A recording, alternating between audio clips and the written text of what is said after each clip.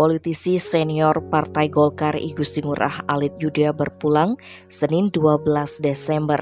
Putra ketiga dari pahlawan nasional I Gusti Ngurah Rai ini berpulang pada usia ke-76 tahun. Berpulangnya penglingsir Puri Carangsari Kecamatan Petang ini diduga disebabkan oleh penyakit jantung. Sebab sebelum meninggal, mantan anggota DPR RI ini sempat mendapatkan perawatan intensif di Rumah Sakit Umum Pusat Prof. Ngurah, Denpasar. Putri almarhum I Gusti Ayu Agung Indah Trimavo Yuda membenarkan ayahnya meninggal dunia setelah mendapatkan perawatan intensif di RSUP Prof. Ngurah selama 2 hari.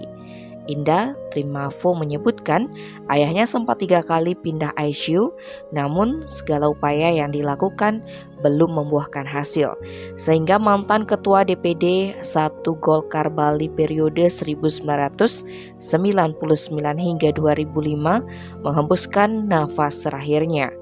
Menurutnya, almarhum I Gusti Ngurah Alit Yuda sudah didiagnosa memiliki sakit jantung sejak 2019. Bahkan dokter sudah menyarankan untuk memasang ring, tetapi ditolak almarhum. Semasa hidupnya almarhum bersama Indah Trimavo sering membahas masalah politik. Namun saat diajak membahas tentang bisnis, tak jarang Indah Trimavo bersitegang dengan ayahnya. Sebab almarhum memiliki jiwa sosial yang tinggi.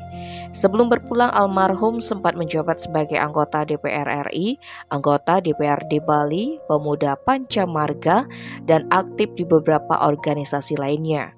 Bahkan Indah menyebutkan ayahnya sempat menjadi jurnalis namun tidak berlangsung lama. Saat ini Indah Trimavo masih rembuk dengan keluarga Puri Carangsari terkait rencana Palebon almarhum. Pihaknya juga memohon petunjuk Solinggeho untuk menentukan hari baik pelaksanaan Pelebon. Tim Bali Express melaporkan.